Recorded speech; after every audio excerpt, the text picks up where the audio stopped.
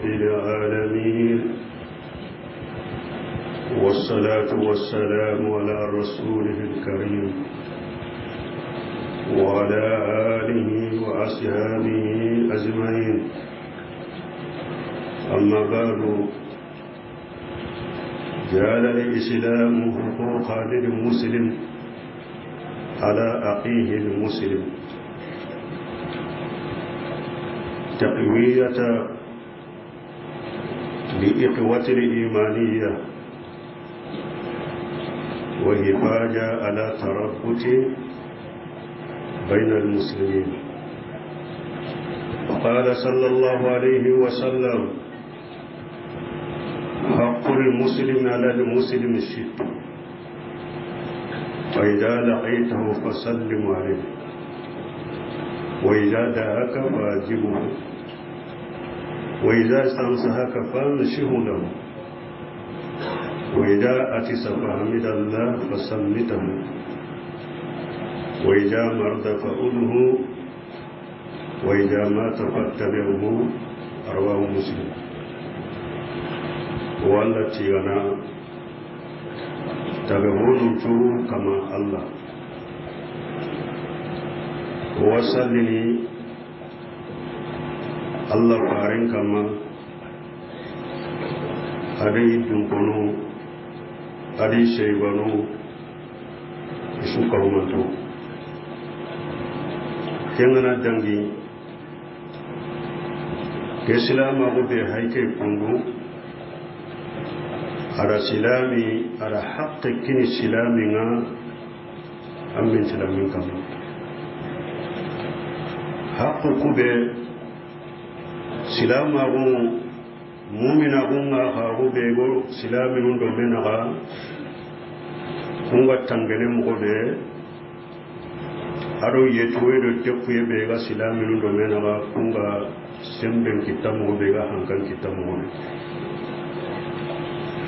Farinci sallallahu alaihi wasallam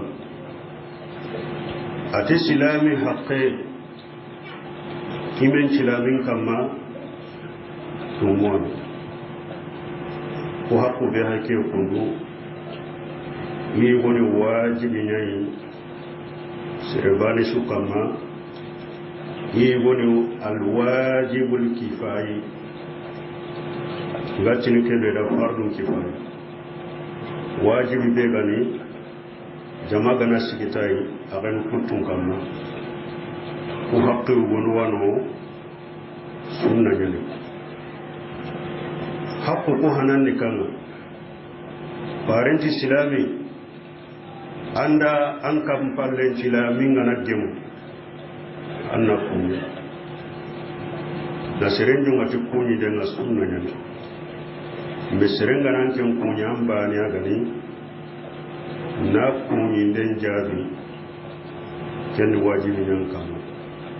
Allah ayan chabura fa idza huyitum bi tahiyyati fa yu bi hasan minha wa Allah ti serenga nan kunyi ti kunyi dai kunyin de sagai kebe gam fasaga le mo ganna galle me saga ne to kunyin de awanya na sababwa na me kanu yello silaminu do mena qala sallallahu alaihi wasallam la yadkhuluna aljannata hatta tahabu la yadkhuluna aljannata hatta tu'minu wa lan tu'minu hatta tahabu awla adullukum على سيجا فارتموه تهابمتم أخصوا السلام بينكم. فارنت صلى الله عليه وسلم أتاغن ترمار جنة دي أبدا ما غدنا يمؤمنون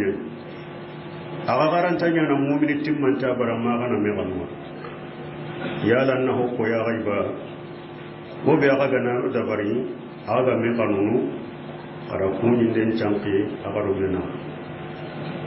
keni hana silami anda ben silami ngana gemu kunyi den ngara kama sunna nyani anke mbagara kunyi den ngara kama na kunyi den chaga ni wajibi nyani anga manyanga junubun kita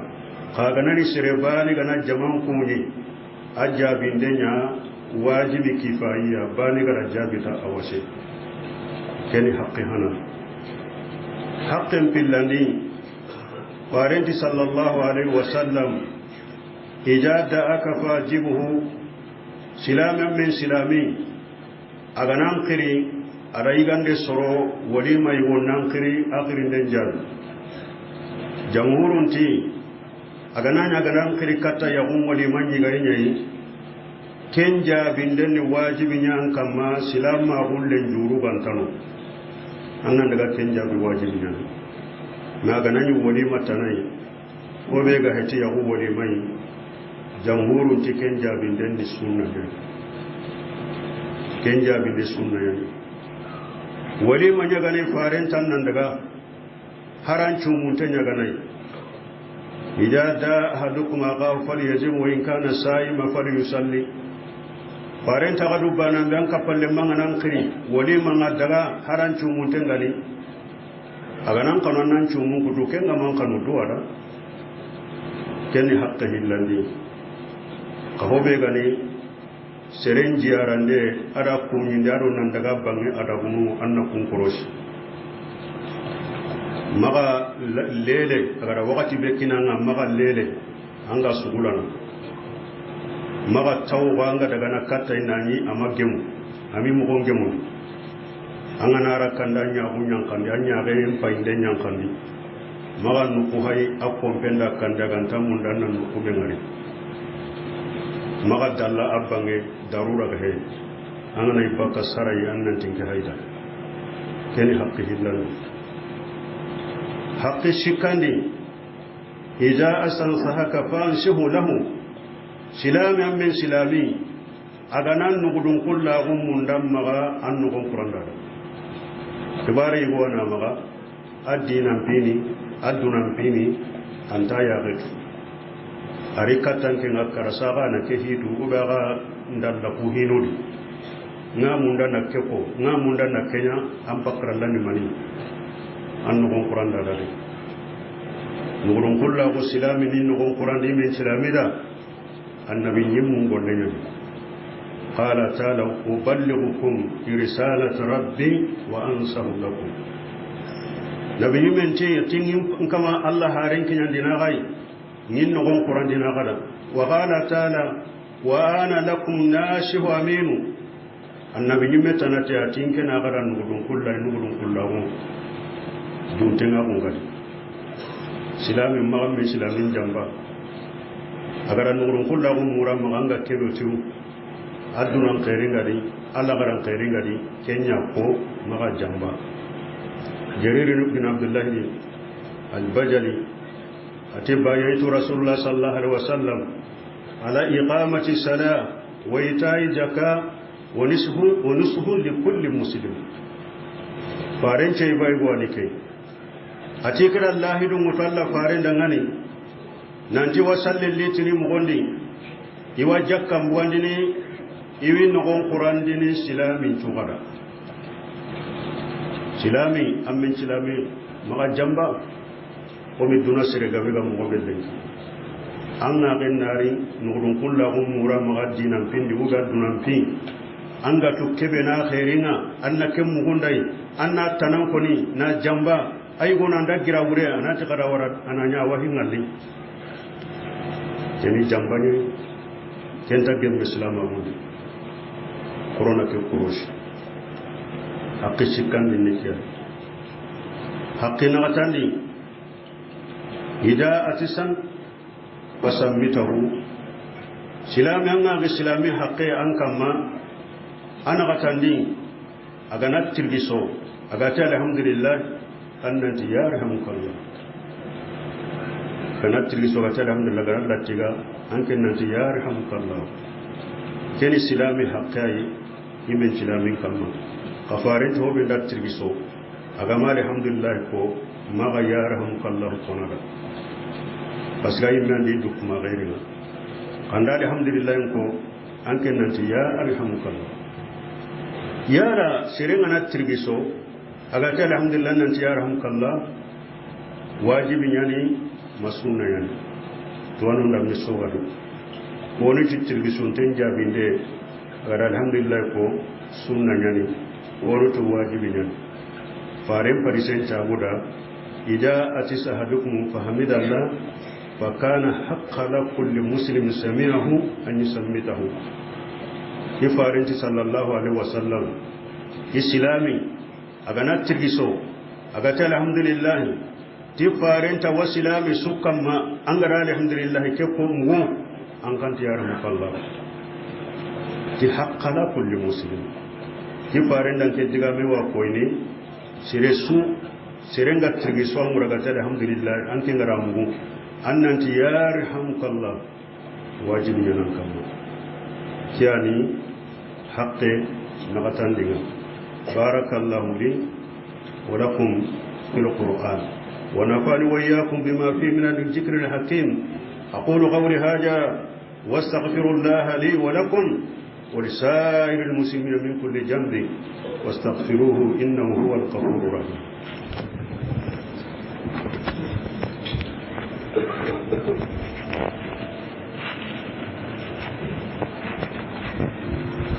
الحمد لله رب العالمين والصلاة والسلام على نبينا محمد وعلى آله وصحبه وسلم تسليما كثيرا الحق الخامس إذا مردا فخذه حق كرغاندي وارنت سلامي أمن سلامي أغنى وطو دغاكم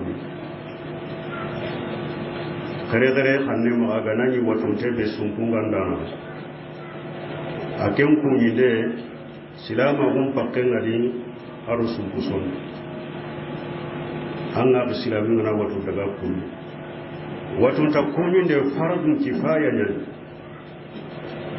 alwajibul kifaya wajibi begani silami ngana wato silami bane ga kite silami nun daga kunni awajibin junubun kanu bako kutun kama meu kutun kama sunna aka nun ten non daga kunni silami angana daga men silamin kunni awaho an daga ten dalin tannar janna tiramu nyakoti qala sallallahu alaihi wasallam man adam maridan fa innahu fi qarfati aljanna wa qila ya rasulullah ما خرفت الجنة قال جناها رواه مسلم فارنتي صلى الله عليه وسلم أتي شريبي أنا دعا وتنتم كوني في خرفت الجنة سيبانو دا فارنتني إذا خرفت الجنة غريماني أتانا كما أوغوانا كما نرجانا يتيرمونا كوتي أوغوي أننا نرجانا يتيرمونا حتى فارن برسي سهنتلي ati watunte angana daga kunyi sogoba nga tanyere malikiana Allah nyaga nanda ti Allah nyampamma angana daga watunte kunyi nellen kay kadi tanyere malikiya kunyana yampai murunanda Allah nukunante Allah nyampamma hadisul qudsiya ibodi farenti yawmal qiyamah kota Allah wati komenda nkome nke watu manna ngama dagin kunyi awatilin kamar lankin a tunu kanmu anatin komen fulani wato amma daga kuni an ga daga kuni an yinke Allah ne na wurin don ku wato ta kuni ne silami haqqan yani min silami kama silami bani gara dabari awajibin kanu kutun kama be sunna yani annan daga silami non kutu janko ga nan mare tintegal haqqi karagan din ne kire haqqi tumundi farinji sallallahu alaihi wasallam idza mata fattabi'ahu ati silami min silami agana fati daga kabulu daga janajan arise tanaranga salli kure kama khairat baraje wakinna ke khairatu farinji uhudi gide keme baraje lakinna an salli halai anda batun daga kaburun nan daga suturi kiratu tanawakin nan hudi gide keme baraje tanawakin nan awakoi sirebe gana daga anga salli hurenga an tukai an daga kaburunga asuturan jondi kiratu nu hillana anda awako hudi gide keme hillo baraje أو فارنج صلى الله عليه وسلم أتي عودوا لمرضى وأتبعوا لزنايجا تذكركم الآخرة أتي قد قوتم تنكوني أغان دقا هرون باتي خبرون نندقا هرون ستر خبرون أبا قسم من الله غري جناجة دقاي هرون دي نندقا هرون نباتو نندقا خبرون أنا هايبوني مني نمبكرن ينكن يوم القيامة كوتاني نمبكرن ينكن دي كاملني أنا تو أنا غكبه أغاقين نسال غاقي سلامي كبه كندو أغا دقا سالي أنا ميري نانتي قوتاورني سالي غانا ننقاي أغا دقا غكب باتي مغو كبه أهوري نندقا ورا خبرنونا أنا تقوتاي أنقا سروني ندانكا باتي كندو نندقا خبرنونا أغا دقا غكرو كمندي نبرو مغو به أنا تقوتاي أنقا نبري كندوا